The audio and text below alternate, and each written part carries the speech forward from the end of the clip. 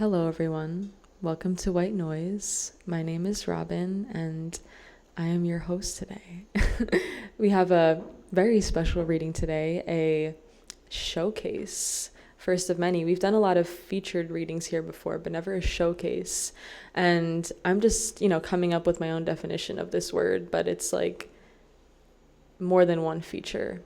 We have 3 features today, which is so cool.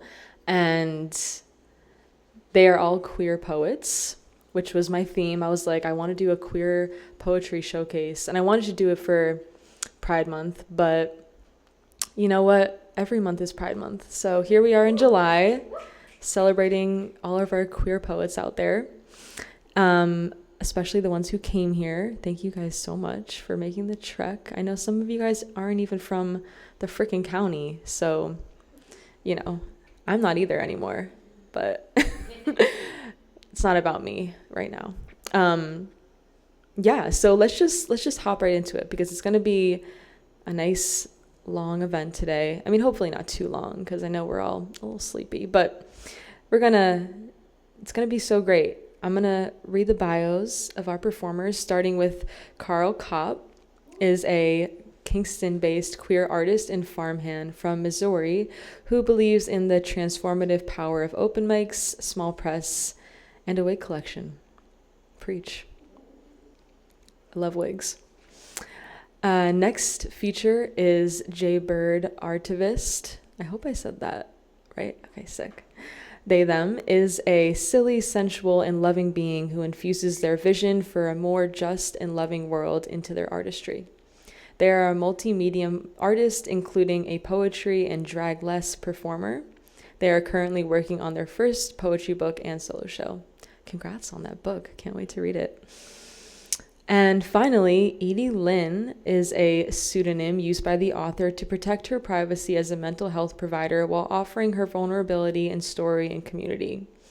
Edie is a queer poet, artist, feminist, animal-loving, curiosity-led being made of stardust just like you. I love that. I was reading these bios and I was like, dang, I really need to write a better artist bio. So thank you guys for inspiring me. And yeah, let's just jump right into it. I'm gonna kick off our showcase with Carl Kopp. Welcome to the stage. Hi, I work on farms, and it's tiring. I did that today. I know we're all tired, but I came home immediately, took like a 20-minute nap, and then chugged an electrolyte drink. And I did, the theme for my collection of work is mostly Catholic. I was raised Catholic, and I am trying to get together a nun-centric piece, and the nun as a queer icon for me, being from a Catholic family and going to an all-girls Catholic school and having lots of nuns. I would have hoped to have had the energy to dress in my nun outfit that I'm working on, but instead I just did stigmatas on my hands, if you can see. But that kind of is getting into the saint revelations and mystics territory, which I've been diving into also with this piece and this collection of pieces. And I haven't watched the Olympics, but I did hear that a lot of people were upset by evidently drag performers reenacting the Last Supper or something of that nature, and I got very excited to hear that. I love blasphemy, what can I say? So that's just a little background on my pieces. So I'll just get right into them. Okay, this first one is called Patron Saint of Dykes. Before t-shirt feminism or rainbow bumper stickers proclaiming here and queer, there were the nuns, the sisters of Loretto, Sister Eileen, Sister Lou, those heavenly butches, bearded and built like church cornerstones of gender perversions, the chipped canine smile of swaggering Sister Nancy Millward, I pray to find you in the communion wafer-thin pages of an 80s dyke rag, so help me God, Mill was somebody's daddy. Well, Slim, I should give you a swift kick in the ass, Mill screamed at me the day I quit field hockey. The tiny piece of nicotine gum curled around Mill's molar, living now as a saintly relic in my mind. Okay, thank you. This next one is about Saint Agnes, who's debatably a saint. I don't really understand it. There's she's a saint in some religion, some Catholic religions, and then in the Orthodox, she's not. But she was,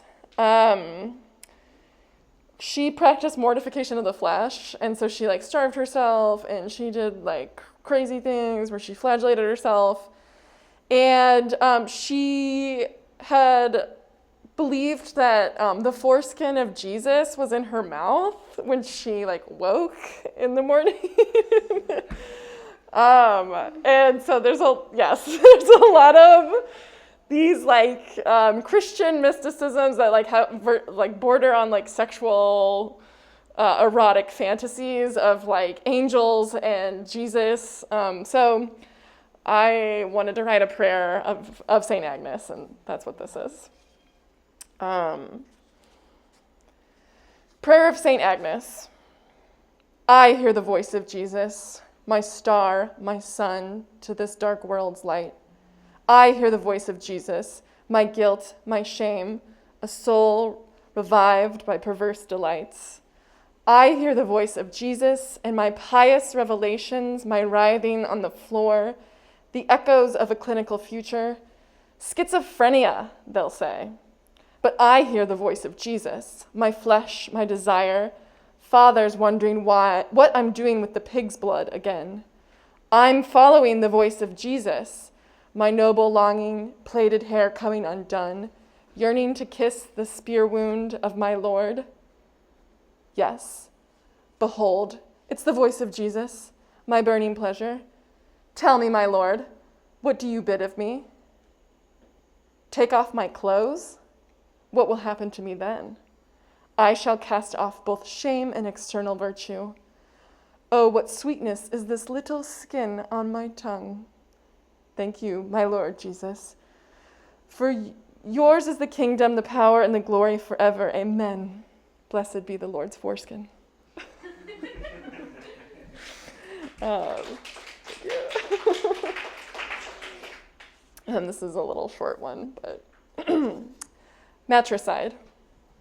I see you, a serious man, a squint of determination for Sunday crosswords, a starched collar, on call, on time, on brand, God to your God, God to your mother. Okay, thank you. And my final piece is, well, you'll just hear it. Okay. A dome is the tent of the ruler. On the third day of the heat dome, which is different from a wave, in technicality, but also in sensation, as in, we're trapped here, not carried. There are no squinches to hide in or a shore to collapse upon in the dome. On this day, stifled by the embrace of humidity, and I declare on my porch that I need evil to exist, purely as a force that shapes its opposition.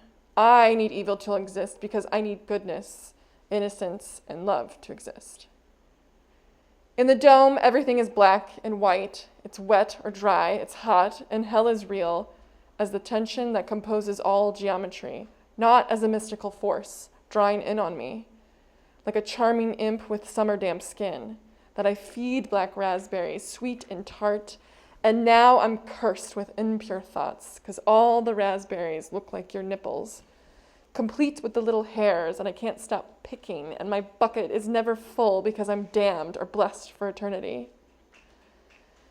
On the fifth day of the heat dome, arguing on the existence of evil and childhood being cruel by design, I explained what a coffin is to Billy, a 6-year-old who swims in a pool of chlorinated luxury.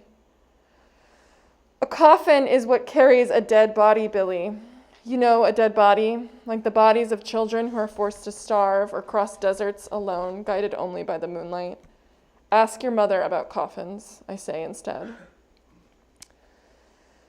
On the 7th day, the heat dome is gone with the God who dwells in the tent of the heavens, and now rain falls like pious revelations, and the dust unclenches from the flowers.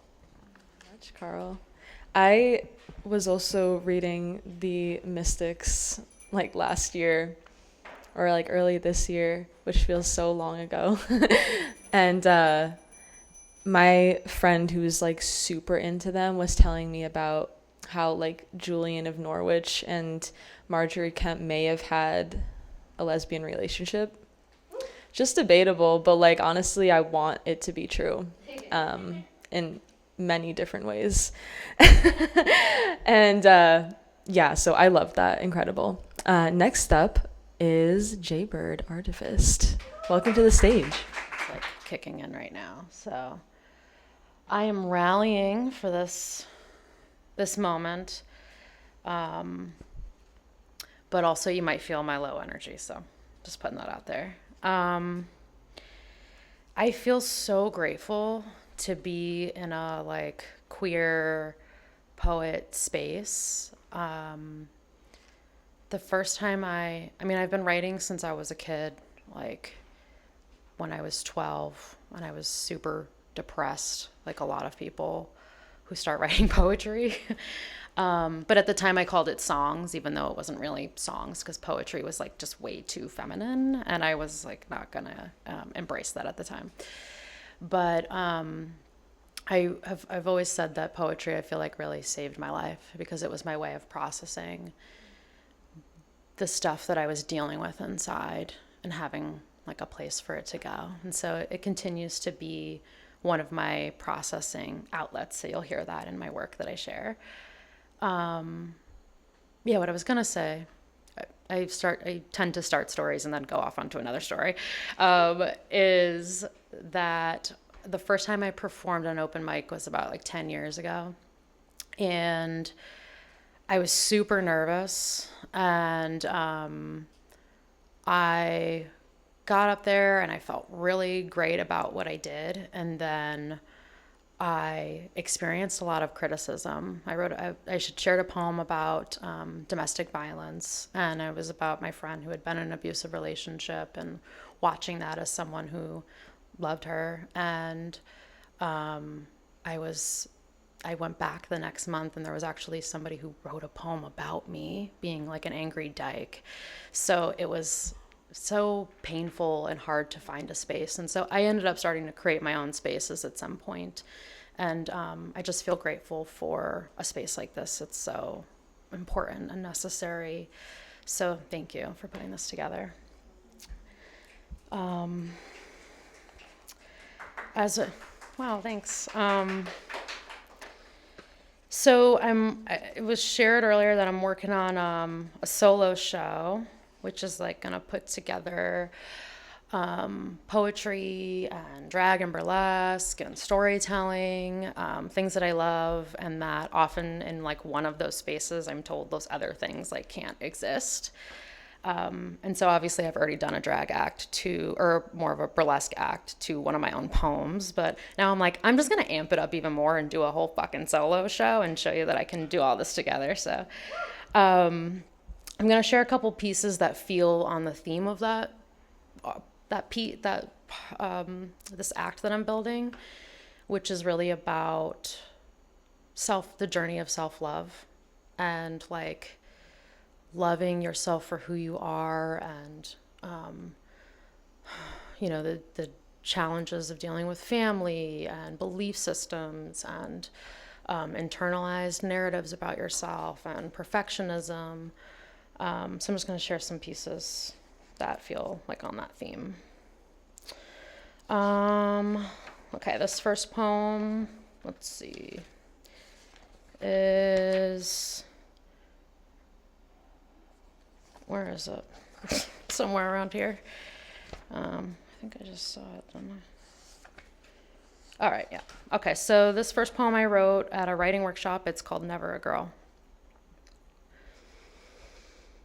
You have to understand, I gave birth to a girl, she says, hunched over this tiny table between us at the cafe, her breath heavy with fear, tongue like a tornado knocking me off the royal throne I spent 30 years building. This is beyond one's concept of gender. She is my mother, a woman, a person who cannot accept change, who finds safety in control and order. I'm not sure how she spent her whole life in the Northeast to tolerate 4 season changes each year. I breathe, exhale tears of an unseen child. Call back in my power, sit back up and fix my crown, wrap my arms around my inner children as I kneel down and whisper in their ears. You are not a concept in your mother's script, but you are magic, born of this universe. This body cannot contain your vibrant spirit. I remind myself that she, a born-again Christian, is obsessed with flesh, with blood and bones, that when that is buried, that is a death. While I have lived 1,000 deaths of old thought patterns, internalized narratives, of old names, of a chest, of relationships and roles, of being her daughter, a person she cannot yet grieve. She's not wrong. She gave birth to a girl, but I was never a girl. I am royalty.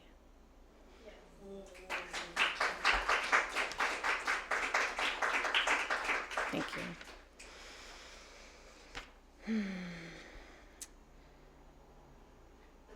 Okay.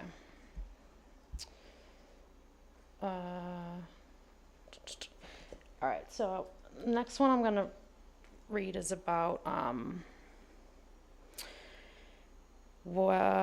of my feelings I was processing when I was leading up to having top surgery, which was like a long journey, but also a very quick journey. Like the moment I made the decision, it was like boom, boom, boom. It all happened really quick. And so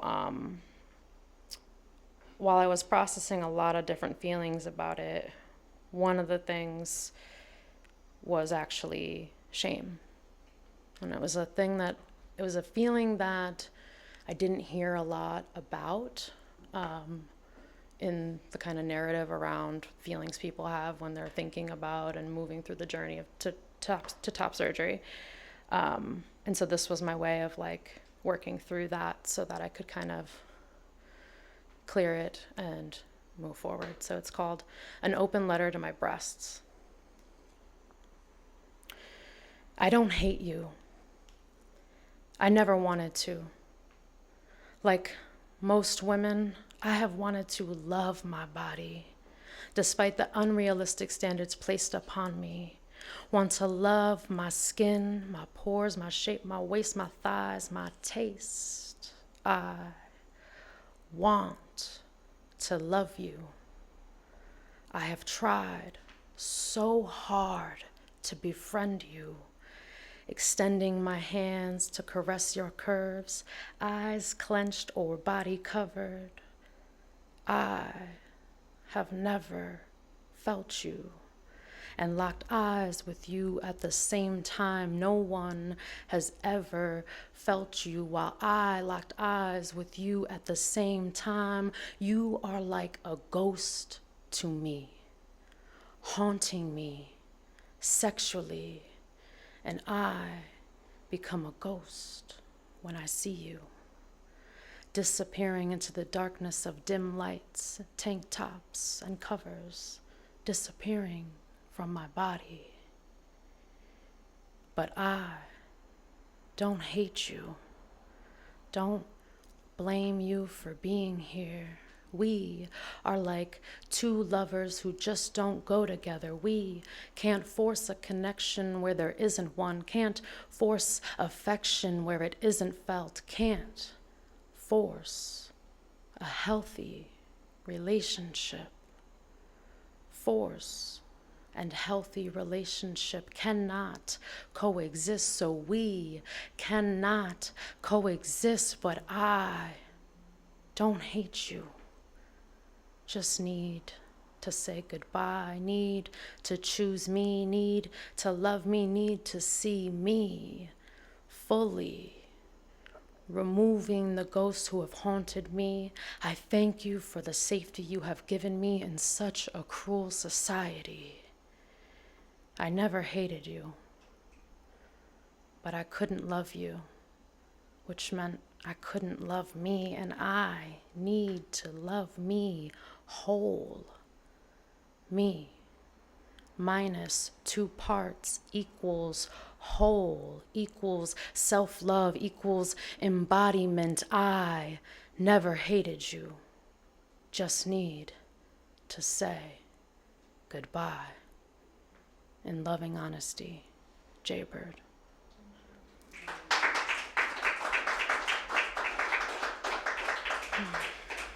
Thank you.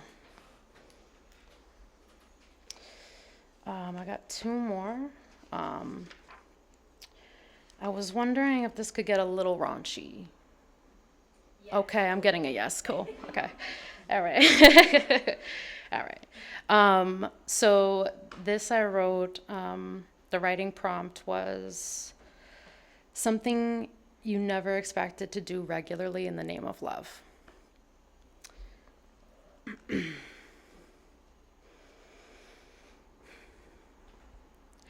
I used to love a thong. Don't get me wrong, I still do. My mouth will water at the thought of tugging at a string to unwrap my present. But now, I worship her pussy, want her adorned with any item that she desires. Love her pussy, loved and unstressed.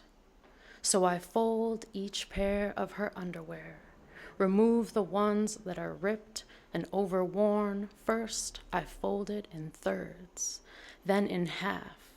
Align it by style, then size, then color, from white through the rainbow to black, so she can choose the material. Set the mood, not for me, but for her day. Prepare herself for the blood, sweat, and wet she will likely have today. I love this pussy. I love this pussy, and I love her with my fingers.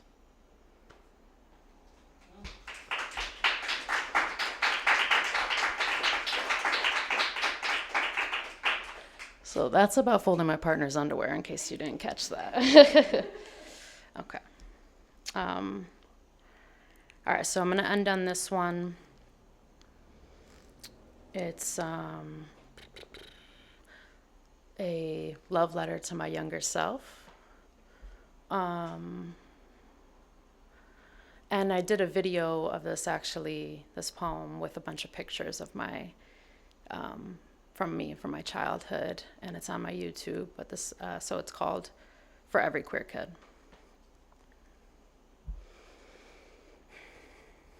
I want to hold you, little one, beautiful being of light. Whisper that you are worthy, that your sparkle should always shine bright.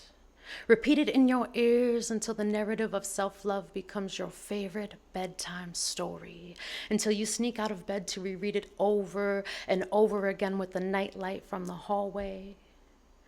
I want to tell you that you are perfect, Not because perfection is really a thing. You see, adults have made perfection complex, and I want to explain to you the simplicity that you do not need to bend, contour, or reform yourself. That society will teach you that there are two molds that you can fit in, but you weren't made to bend to their will. No, God made you to break the mold. And I want to play with you, wearing jeans with a ripped knee, playing air guitar as we sing, pretending to be Steven Tyler. I want to smile at you with the warmth in my heart of the knowledge you already know inside you, but don't have the words for yet. That this gender-bending fool is your favorite character to play. I want to go back to our wrestling action figures living in the dollhouse days and our Barbie remote control car spray painted black. I want to laugh at how apparent your perfection is. Your flannel shirt with a black vest, your rejection since age 3 of a dress, your intuition just too strong for their molds. I want to hold you, little one, when I see you hurting, see you being lied to, forced to contour, crying in desperation when please no were the only words you had. I just want to pick you up and hold you, carry you with me, teach you words that I have learned, remind you of our sparkle, play hide and seek one last time as you search for the voice and truth they tried to bury. Come here, little one. Let me hold you. I want to tell you that you are worthy. You are perfect. You are love. They will still tell us that there are only two molds, but these two molds only live in people's minds and not what is true on the inside and beautiful being of light. God made you to be free, and we are free. P.S. I love you, and that's not just a bedtime story. Thank you.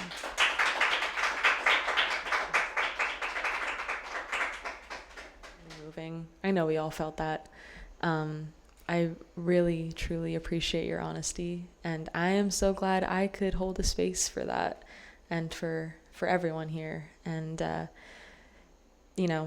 despite our sleepiness, this is really what makes it worth it for me in every way. And I know I might not be expressing that enough physically, but I truly do feel that way. Thank you so much. I can't wait to hear more of your stuff. And next and finally, for our featured showcase for tonight is Edie Lynn. Welcome to the stage.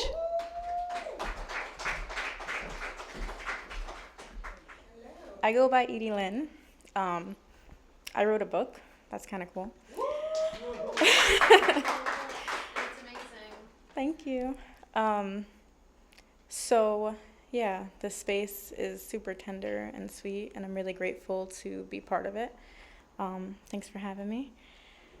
So,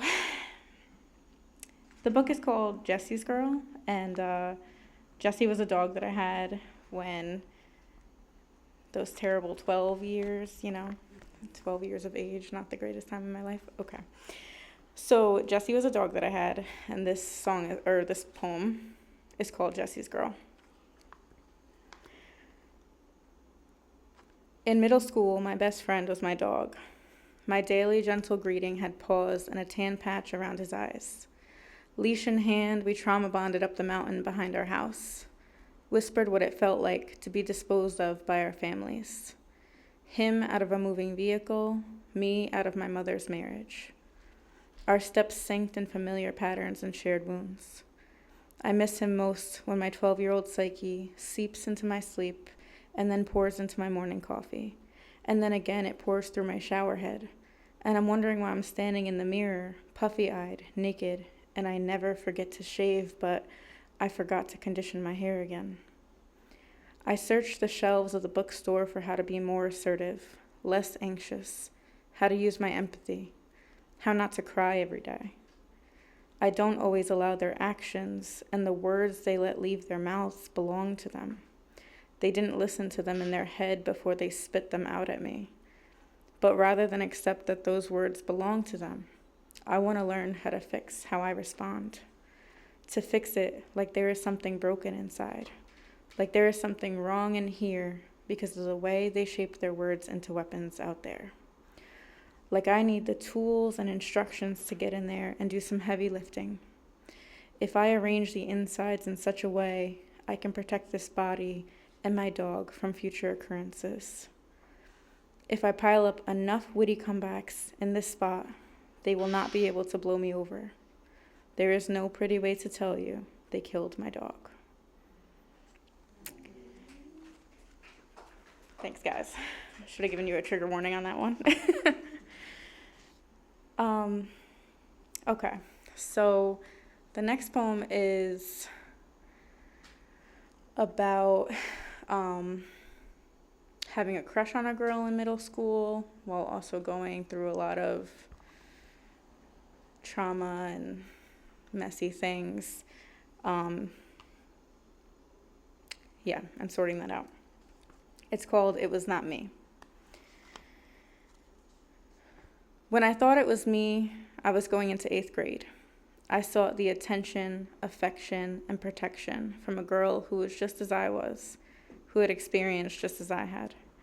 She didn't disclose her violation, but our stories whispered into the ears of familiar wounds. She seemed stronger because she took to life like a caged lion. She never stopped pacing and roaring. I longed to roar. When I thought it was me, I pulled my teen Bible off the dusty bookshelf and I tried to find my forgiveness on the pages. When I thought it was me, I repented in a purple Harry Potter journal with a book light attached to it every night. I locked up the memories, and I also felt them on the tip of my tongue in long car rides. When I thought it was me, I memorized the 10 Commandments and strengthened my inner critic. When I thought it was me, I wore the same oversized sweatshirt with chewed sleeves to school every day because it made me feel safe and small. When I thought it was me, a boy made fun of my holy sweater, and she came to my rescue with a loud roar.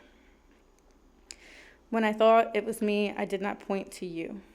I pointed inward. I etched shame along the walls of my pelvis and my thighs and the space between my breasts. When I thought it was me, I took the blame off of you. I was sure there was something at my core that was dark and dirty and unforgivable. I thought maybe if you don't feel like a child, maybe you aren't one.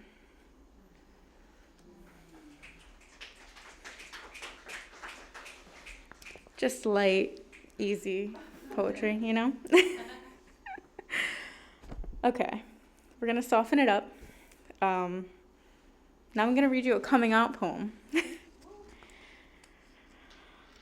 This one's called Coming Out in the Back of His Pickup Truck. Seated in the back seat of his blue pickup truck, I confessed to my fiance I can't stop thinking about kissing girls and I can't marry you. Down payment made to the venue, save the date magnet on our mother's refrigerator doors. Flowers selected and paid for. Dress hung pristinely white in the closet. This confession no longer next to it.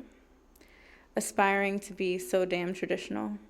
This confession really disrupts wedding planning, agitates the traditional, annihilates the expectations. When he knelt down and I accepted the ring, I never intended to give it back, pull my clothes from his dresser, leave him to take up all the space of our tiny apartment. He wanted to know if I loved someone else. Yes. My body knew I loved her before my brain knew I wanted her intimately. It didn't feel like a choice. My whole being knew it was her. How could I have missed this? In high school, I admitted to my best friend I had a sex dream about her. She was straight, so I pretended to be. Thanks. I have 2 short ones that aren't in the book. Are we still feeling good? Okay. Okay. So fast forward, and I got divorced to that person that I got married and then divorced to that person that I left the fiance for. And then I got into some toxic relationships. And this one's about a girl that I dated after the divorce. It does not have a title yet. Kissing under the bridge lights with your hand between my legs, imagine if I let myself want you. Fast forward to lunch break car makeout sessions and you doing my eyebrows. Fast forward to us on the floor of my new apartment, glistening with sweat from everything this new place might mean. You learning how to make Chinese chicken and packing my lunchbox, and me pretending not to be texting other girls on the couch. Fast forward again, and we're making out in a bar in Connecticut. You're driving, and I'm drinking. I might be addicted to the pace, the anticipation of our next fight only because you kiss me harder when you're mad.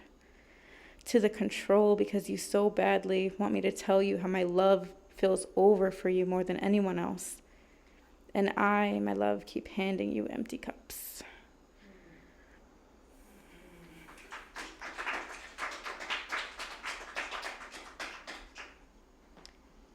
All right, we're closing it up now.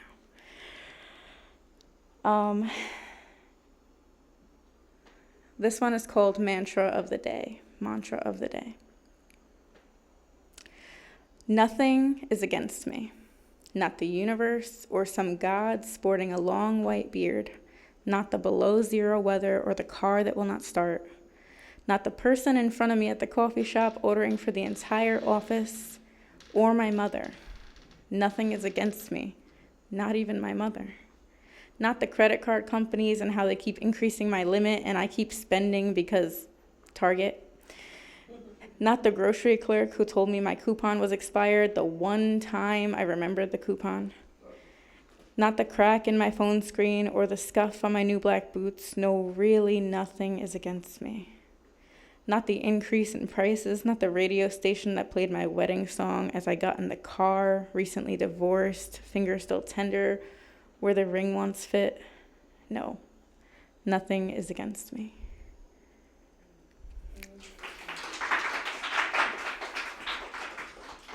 Thank you guys so much. If you are so inclined to check this out, it is available on Amazon. I also have copies, so come see me, come say hi. Thank you.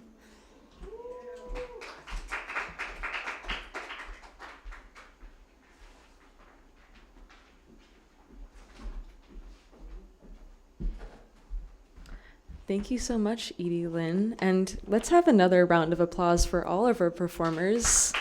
You guys all killed it. And I really love how, I mean, obviously you all are your own people, but your voices were so distinct. And I just love how we can share all of these different queer experiences in this space tonight. And I just, yeah, incredible. I mean, I knew it was going to be amazing, but obviously it always exceeds my expectations. Yeah, so I can't believe that's over now. I want it to happen again. But it's not over because I'll definitely do this again, obviously. So yeah, we're going to move into the open mic section of this night, and I'm going to kick it off because I'm the host and I can do that.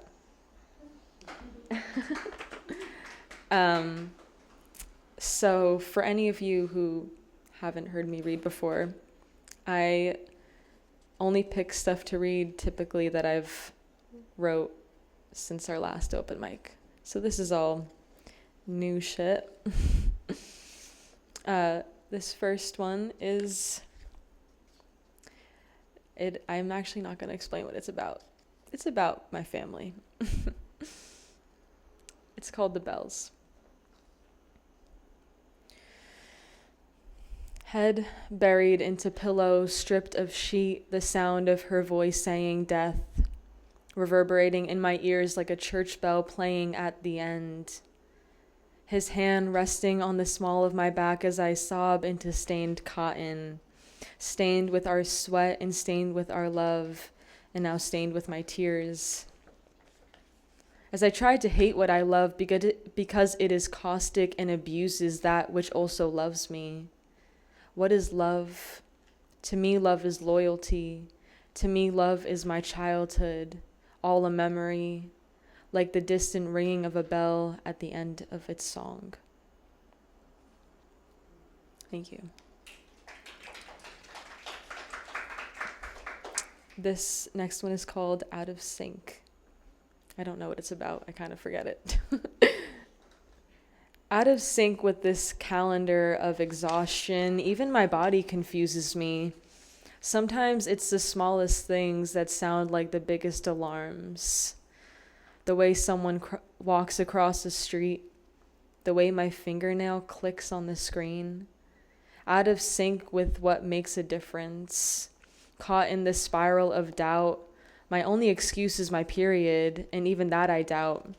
Conflicted on all fronts, feeling a sense of unfamiliarity with the world. What else can I blame but the stars? There must be something I don't know, something that I can't see but feel so violently. Moving through these hours in this oblong sense of perpetuity, counting down the hours, the minutes, the tap of my foot against hardwood, and the pathetic mews of solitary animals. This is what keeps me alive. This is my grasp on reality. When all else falls into void of existence, I am grounded by these words, by these line breaks and metaphors. What else do I have? It is easy to find purpose in all different forms of craft, but what is the one that takes you there? Beyond the ridge, trepidation of feet on slimy rock, all to reach the small shaded sandy shore of tomorrow. Thank you.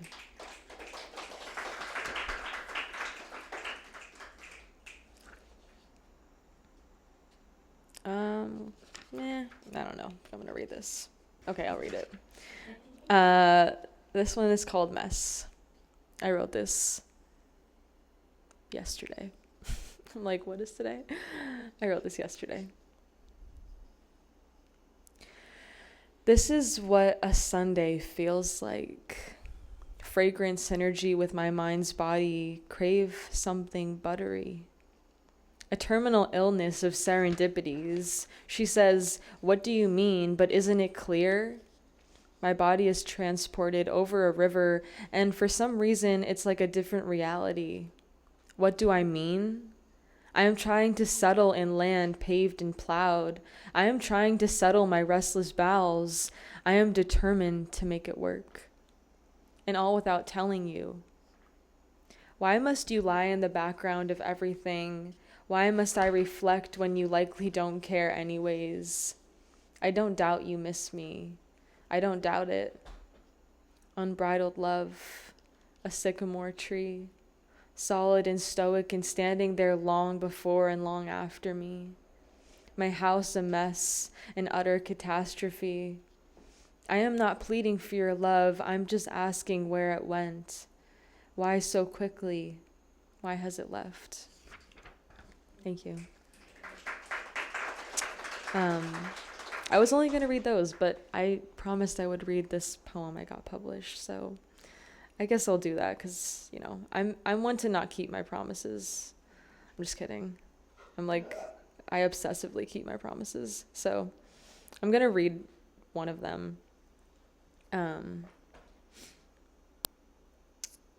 It's called Dude. It's actually about my friend that I just wrote that last poem about. Kind of. It's about a dream that I had. Dude, I left my window open last night and I swear something came into my room as I slept. It was fucking scary. All I know is that I woke up into a dream this morning and I was walking through this old diner from the 1920s. And the town was just so depraved that they could only eat at this one diner because the other one housed slaves.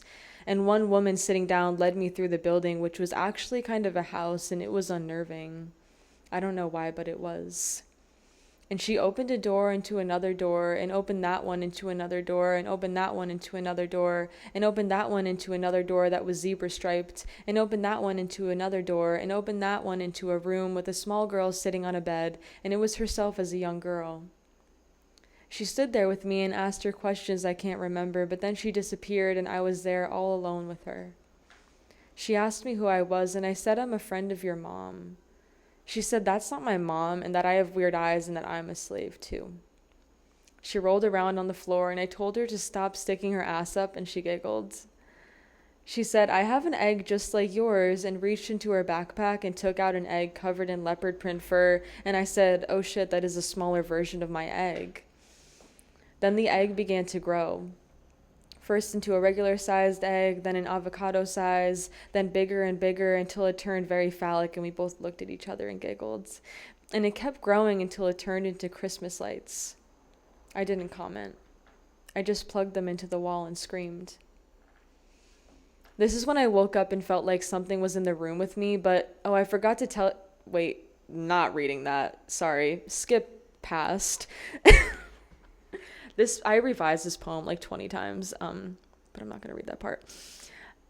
After I awoke, my boyfriend told me that there was a freeze watch today, and I said, what, all groggily? And he said, yeah, it's going to be really cold today. It's mid-May. Why would it be cold today? It's the spirits that seeped in through my window. They made the whole world cold today. The spirits went in through my computer and added me on LinkedIn. This is when I realized... When I saw your face on the invitations page, you looked for me, not like I was hard to find, but you found me and you loved me so much that you wanted to be my friend on LinkedIn. It's so curious. I wonder if that's why I wrote that poem last night. Not about you, but him. At least I know now never to leave my window open at night again. Yes. Thank you. Yeah, dreams. That was an actual dream I had. It was really bizarre, clearly.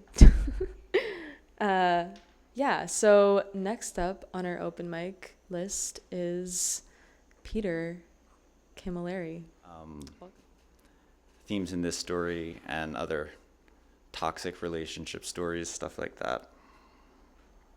And so there will be this and then just a couple poems. So this is called Just Before the Holiday Christmas Pageant. In the dining room of the apartment she had chosen for them, the crown molding was painted so thick and fat, the wings of each corner seemed to melt like the wax permanently slinking down the candlestick in the center of the table. Her name was Dolly, and she liked to have their dinner with the candle lit. Her husband, Renaud, who had been dressed in a bow tie, plaid, green and red, liked the sulfur of the struck match and the way the apron curled around Dolly's waist, how the string bowed behind her dress, the silhouette. He imagined how he could, without altering his sedentary position on the chair, pinch the end of one of the hanging strings on her apron and hold it between his fingers. The knot would come undone, not as she twirled away in her stockings, but sooner, as she pivoted, without her noticing, some dire and invisible intention to serve and obey. The bows of the string fold in through each other. She would know what he had done, and then what would dinner and the pageant and whatever else she had planned for them matter? It was just before the holiday Christmas pageant when they dressed expensively in the mink style, Cubano and ripe, Upper East Side. Ribald or not, when it was church with the everybody scene where they fought for a pew despite idolatry, it was red heels, a black sequin dress, and a bleached wig for Dolly. Renaud would remark that he didn't care. No matter what, people look. The same with guests. For instance, the stupid thrice-cloven legs of the round table wobbled. He presumed to never make the repair. On a crystal of fine white lace, the flicker of the candle stuttered. "It's no good at all, because it'll go out," he said. She left him at the table. In the kitchen, a pot of gravy bubbled on a burner, potatoes on another. In the oven, the Christmas holiday mutton. At the table, he gazed into the flame. He liked the way the wax dripped, hardened, and cooled on his hand. Then, at the doorframe, 2 gloved hands held quite still the pot of mutton. A wisp of steam left the pot.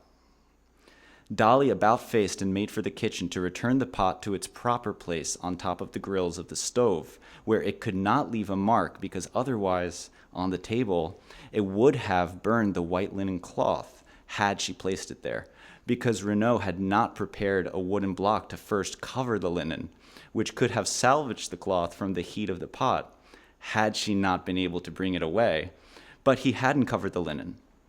Fortunately, she had been able to maintain her preference to compose the things that negotiated her space orderly and trimly. And reasonably so, she thought, as she procured the wooden meat mallet from its ascribed drawer. In the dining room, the wax dripped from Renaud's fingers and struck the cloth. Beside the doorframe, with the wooden meat mallet in hand, Dolly screeched. He rolled the wax between his fingers. Dolly clobbered him with the meat mallet. "Oh, my head!" On the table, she administered. Place the hand upon the table. He put his hand on the linen. The other hand, she said. He put his waxy hand on the linen.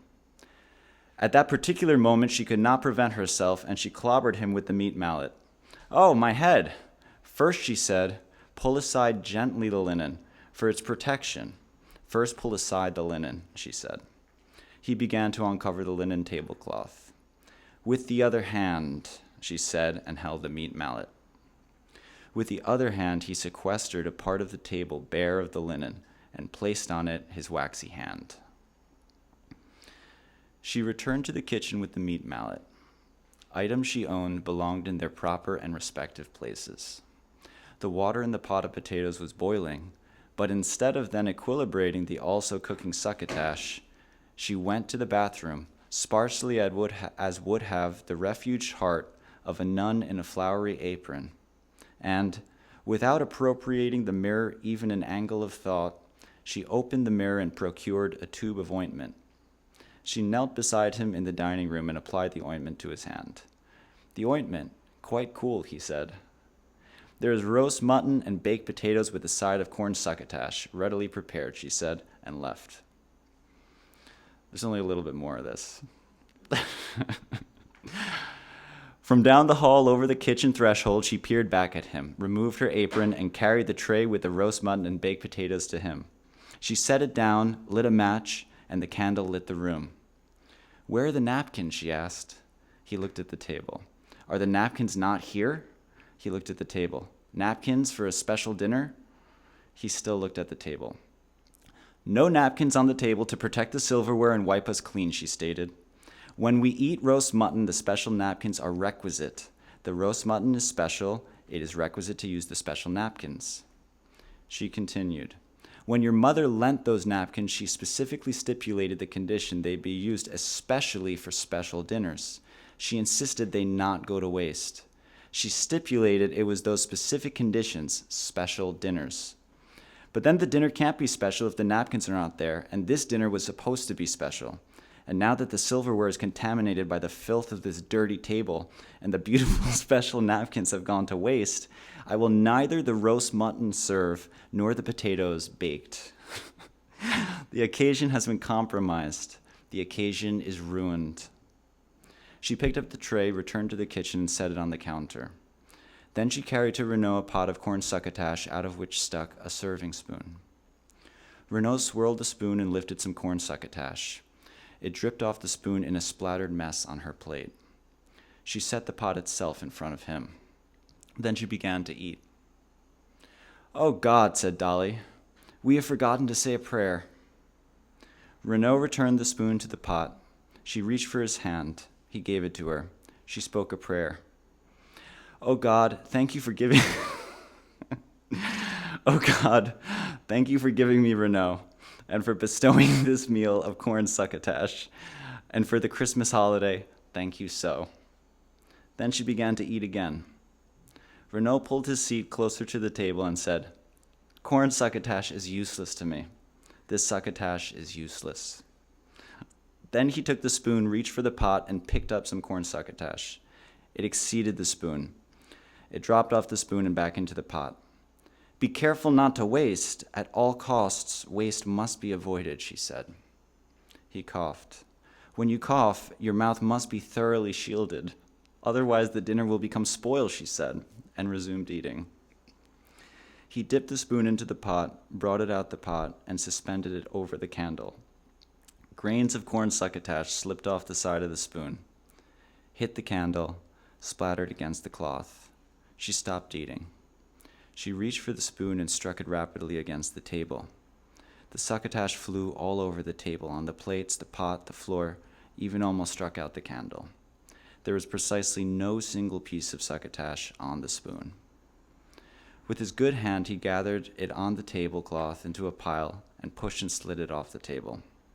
She hit him on his good hand with the spoon. "Look at the streaks. Look at the streaks of corn succotash. You've destroyed our beautiful table. Now it is permanently ruined." She began to cry.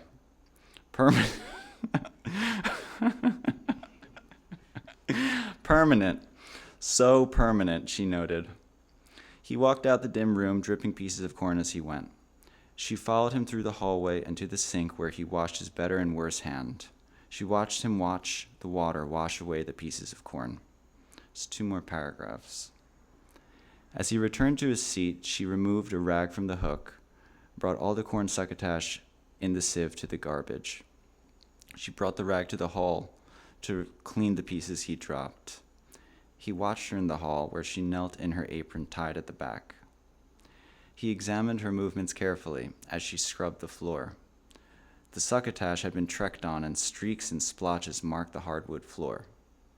The succotash was almost embedded into the wood. She continued to scrub the floor with both her hands, and her palms were burning. "You see, Renaud," she said to him, "it's almost all out now. It's almost all clean."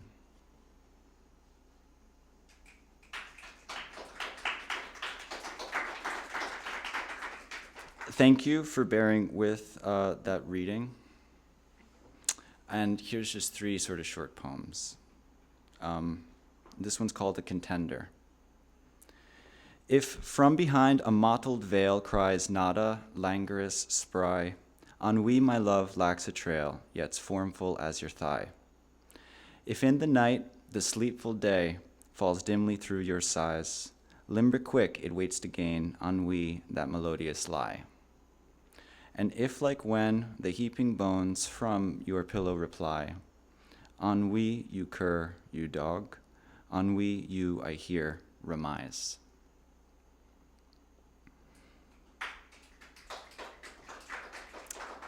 This one's called Dandelions, Daffodils.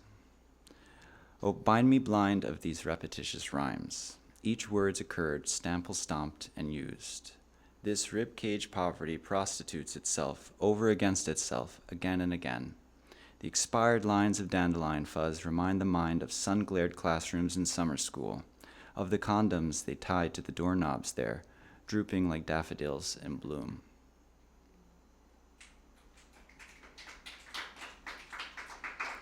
And this is the last one. This one's just called Black Dirt. Black Dirt. Let God grow your fruit while the pagan light loiters on the rim of a beer bottle. The teeming fortress of another syndicate grows grass, the glory of a compost heap, the inveterate splendor of a possibility to eat. Thank you. You're one of the only writers I know who can not only make themselves laugh by their own writing, but almost perfectly portray what it's like to have parents. So thank you. It's nice to hear new stuff from you. Always love your writing. Next up is John Ackerman. Welcome, John.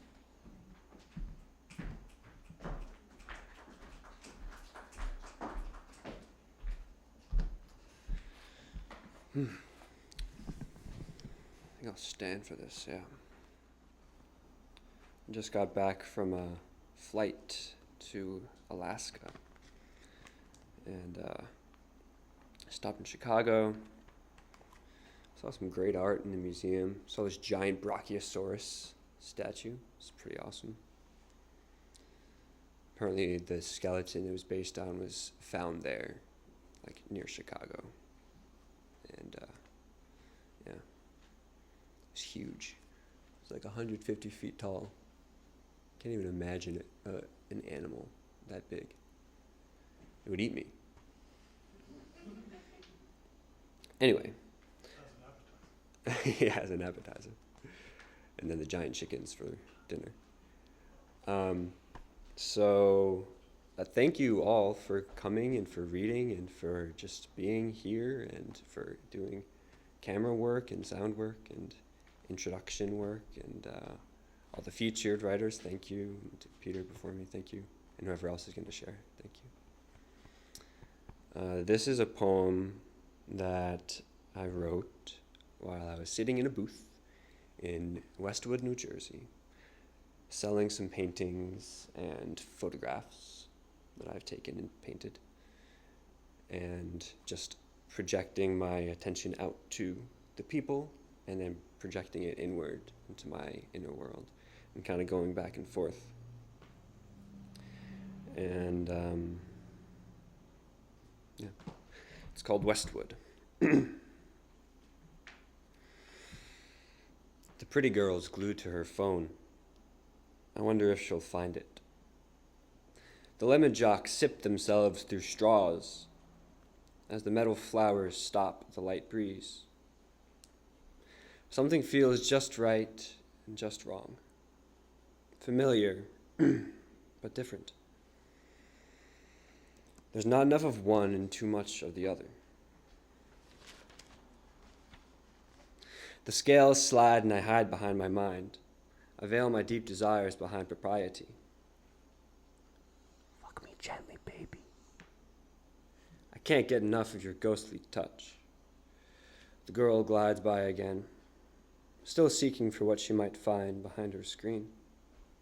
Pockets full of hands and cars full of people and tents full of wares and people full of clothes and seams and needles and hands raveling threads. And my God, I want to unravel the thread of my eye in another new way. Her way, your way, our way, we, I way. How to find the way. The right one. The one not left behind. The straight and narrow line. Perfectly centered. Maybe she with all those legs could guide me. Falling behind my eye, I find a new center. Feels like I'm hanging from a thread out of my back, and gravity falls from my chest. Wow, what a strange sensation. Feels like I'm about to fall forward forever. Maybe I am, in reality squared, imagination proven to be real, thick and heavy. Blobs of lead on a fine silk screen, rolling on space and time. Sometimes time feels like a wheel, like I've been here before. Familiar, but different. Tattooed arms and veined farm hands, trampy spine and spaghetti-thin lines. One way, stop, not of this world. No. Know thyself. Know me as I know thee, inside and outside, and every side no other sees. Show me all of it, every line, cross, and center. You with the tooth glistening, you with the drawn wide smile, you with the hair and the pockets and the wares. Each one I want, all of you, all of us. To know ourself as all one self, one universe united, multitudinal minds trying to find one. Who, where, why, how? Nothing. Silence. Inner. Outer. Fly, little words, fly and find a mind call home. Crease a new line in gray matter. Call forth a bright light to shine and cast out a new shadow. Deepening ever experience. Familiar, but different.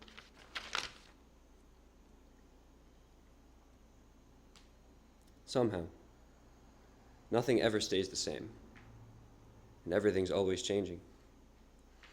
And nothing ever changes, and everything's always staying the same. For the void is ever vacant, the light is always moving. The void is filling with light, and light is always losing itself. Behind a locked door is a chest. Within that chest is a lie. The lie says, when the door flies open, and the lid bursts off the chest, and the lie is shown to the light. It's odd how we learn to forget. Even the mind, so sure it knows, may doubt itself. For we have been granted free will. Confusion reigns supreme.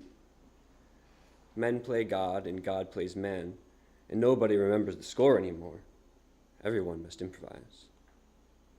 So we're assured of constant change, familiar but different. Nothing always changing, everything always staying the same. Cycle circling center, multitudes masking the one. Glasses and shades and bodies and brain, heat in the water and ice in the drain. Idling engines and sensory gates, floods of emotion and flickering fates. Abstract art and pure breast parts and lips pulled taut and luminous thoughts. All goes ever on again. We are one, eternal end, something slowly ripening, waiting long and ravishing, cyclical sickled swing. Death in mouth enlivening, le petit mort, little bare end, plunge into the inkiness to begin again.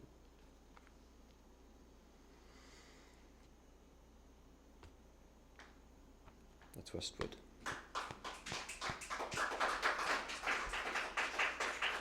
Thank you. Could I share a couple more?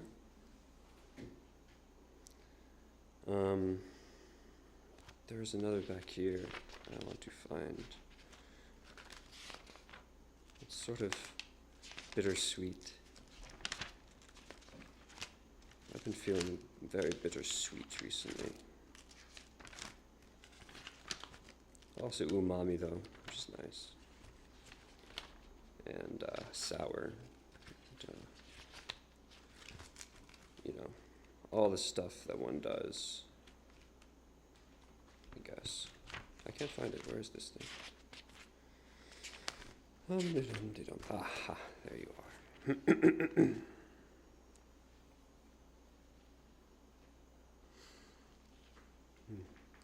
light. No, I'm saying I like the light. It's good. Yeah, thank you. Blue, stout, rounded down. Nothing feels like now. How do I do it? Decide. Split the path and find the way. Which way? How? People say follow the heart, but the heart doesn't speak. It seeks with light though, right? That I can follow, I pray. That which is bright to my inner sight. That is where I must go, right? So the way is one. There, that one.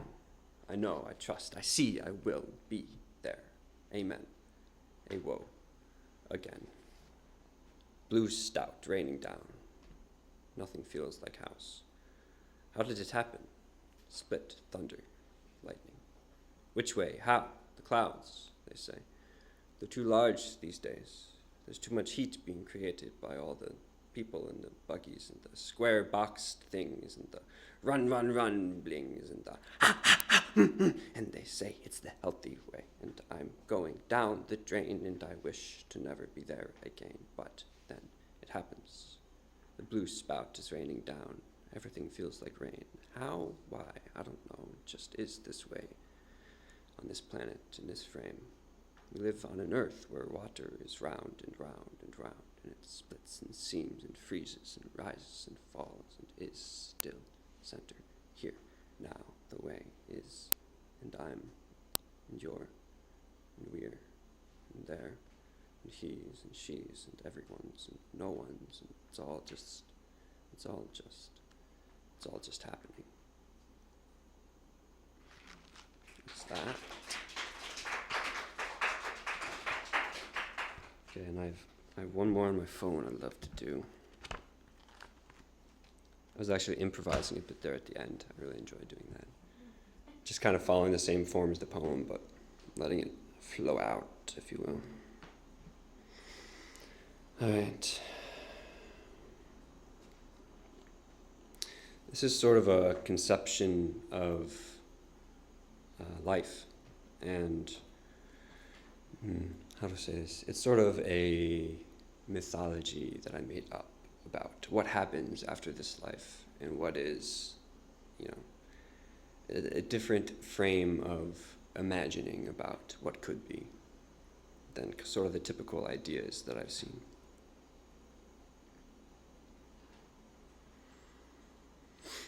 First is the land of color. Then is the land invisible. Then the land of shooting star. Then infinity. Then definitely. Then resonantly. Then hesitantly. Then half presently.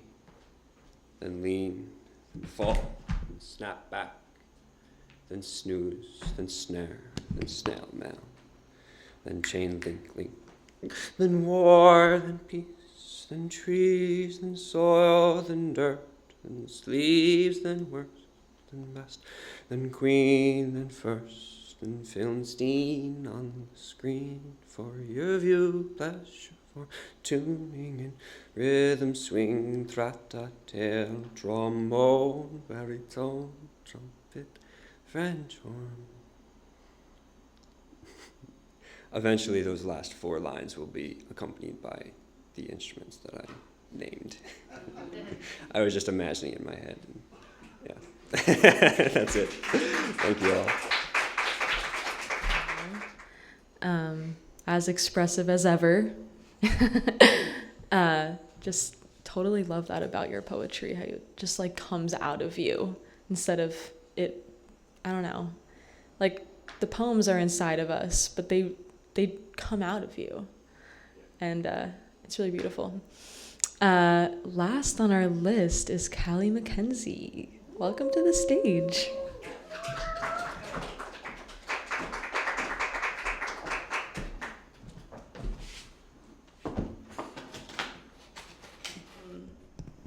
Yeah, I'm Callie McKenzie. I'll start by saying it's like past my bedtime, and I'm just like really normally horizontal at this point in time. And I blame it on having children, but it's actually just me. But I never get to see Jaybird, and I live around the corner, so it's like I gotta come. And earlier we were talking about dreams, and I really haven't played this song in a really long time, but I was like, oh, I should play this song about dreams. And when I'm feeling really anxious, I have this dream again and again and again where I'm like lost.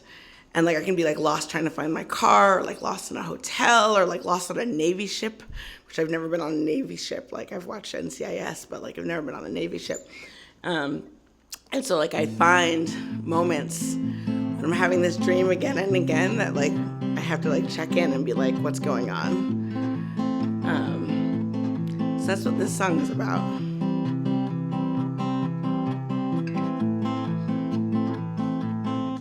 I've been having that dream again.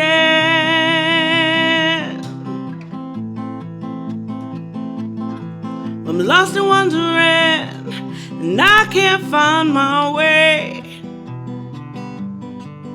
back home.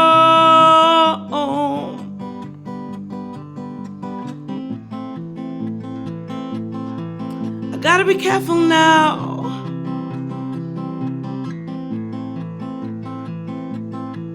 It won't take long for me to fall into a hole where I don't wanna go.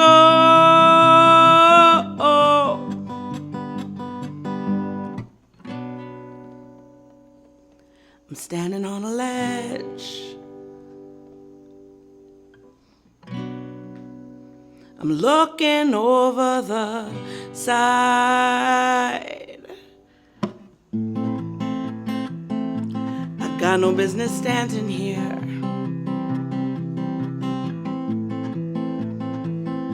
I know my shoes untied. If I trip and fall, it's a long way down.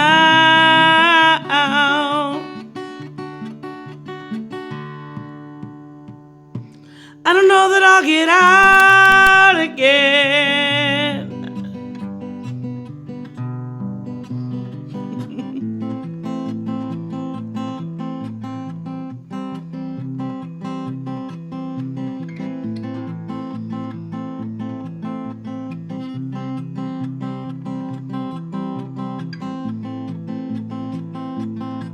I'm so afraid of heights, but I keep climbing up the side of this mountain. And what am I trying to prove?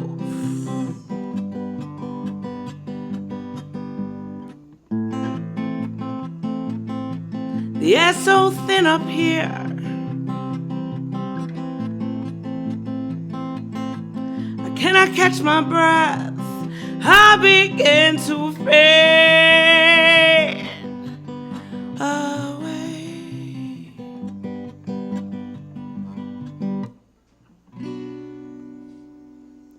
I'm standing on a ledge.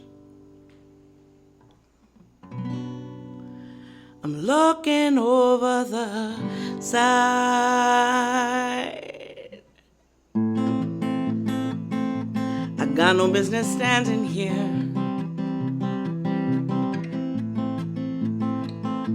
I know my shoes untied. If I trip and fall, it's a long way down.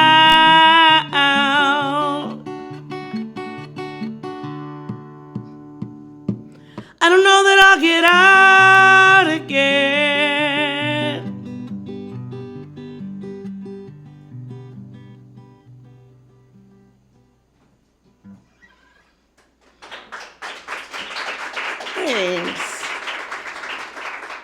Thanks. It's about just, being on the edge of things and being like, wait, this could be bad.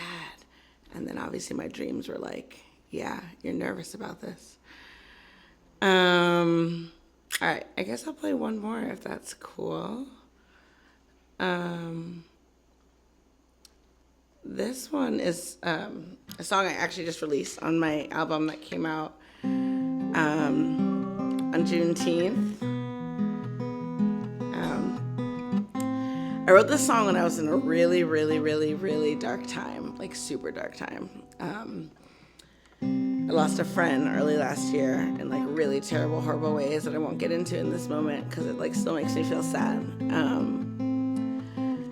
But one of the things that was interesting was like I knew that at one point in time I would feel better, and I was like thinking about like the phoenix, and I was like, the phoenix always emerges from the ashes, and like then I was like, well, I don't want to yet. Like I just want to sit here on my couch and be sad for a little while. And I was like, I wonder if the phoenix does this like right away, if it's like crash and burn and like emerge, or if it's like, you know what, I'm gonna just be here in this fire for a little bit. I don't know the answer, but in my case, I was like, I'm gonna be here in this fire for a little bit. As hot as the Sunday burns, the world is on fire. And now it's my turn. The ashes of my sanity rest inside this pit of my desire. And under the rubble lies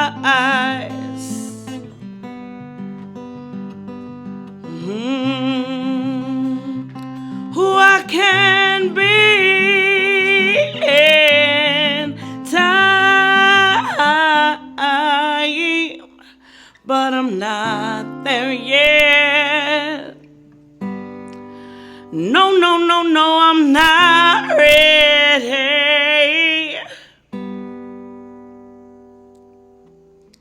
How does the phoenix know when it's time to go?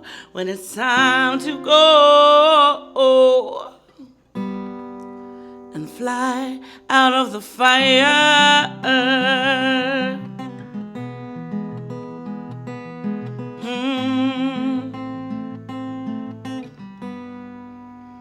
Give your heart a place to rest. Let your body feel at ease. And deep in the morning, the joy appears and you can lean in to the places that you feel some peace. And if I open my mind,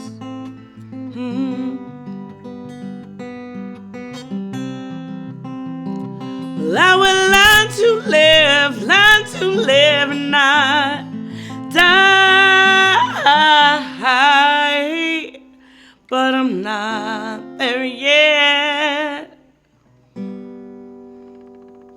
I'm not ready.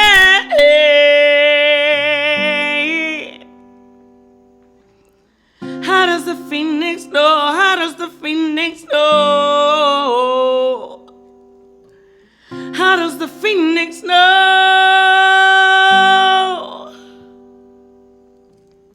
How does the phoenix know when it's time to go? When it's time to go and fly out of the fire.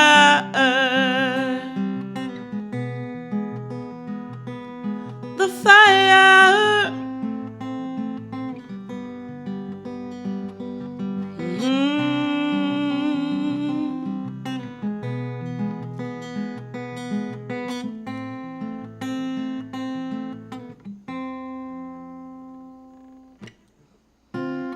I'm never gonna fly if I can't trust my wings. I'm never gonna fly if I don't believe in anything.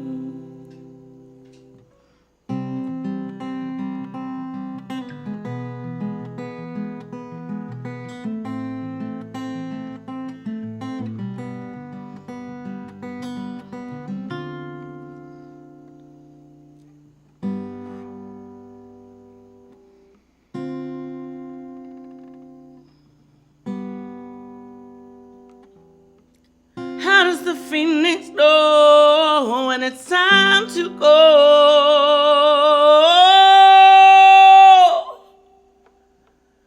and fly out of the fire? The fire. Oh, oh, out of the fire.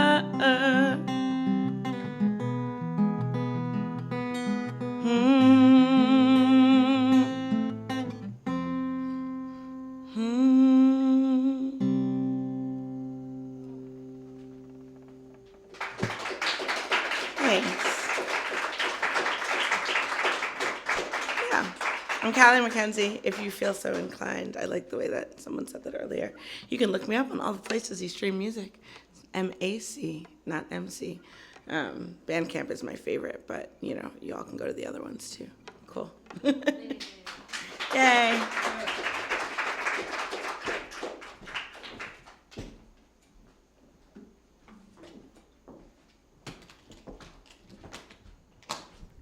Thank you so much, Callie. It's so interesting because it's usually majority musicians here, and I mean, I'm a little biased. I love the poets, but I feel like that was the perfect way to end this event, truly. And thank you all again for coming and sharing. I'm just so grateful and honored to be the host of this event. It's so bizarre to me sometimes. I'm like, wait, I'm not just an audience member. I'm a participant in everything. And I feel like because I have the ability to do this, it's so important to hold spaces for stuff like this. And this is more for me, but to be more consistent about it. Despite everything going on in my life, this is the shit that matters, for real. And you all matter, for real. Thank you so much for being here. Thank you. You guys are awesome. And you're all incredibly talented, but you already knew that. And yeah, that's really all I have to say today. I've already said so much. I'm like out of words, literally. I'm like stumbling. I'm like about to fall over. Yes, we have a contributions bucket right there. All of the funds go back into Greenkill to make this shit happen, to keep it going. David wanted to give us the money, and we were like, nah, this is like, he's doing so much. He's really the guy we should be clapping for, because David really makes this happen. He hates when I do this, but I have to. Yeah, and we have another open mic this Friday. That's so crazy. We never do it like in the same week. We have literally never done that before, and I don't know how I'm gonna make it to the end of this week, but I'm gonna have new poems for you guys by the end of the week, I promise. So I hope to see some of you back here and share some more stuff with you. If not, catch us on YouTube. David posts all of our open mics and performances to the Greenkill Sessions YouTube page, which is pretty awesome. So you can see all of the white noises since day one, like over 2 years ago now, which is wild. Also, didn't want to say it, but this is the 40th white noise. Pretty cool. Yeah, number 40. And just couldn't think of a better way to spend number 40. Yeah, that's really it. Thank you guys again. White Noise signing off.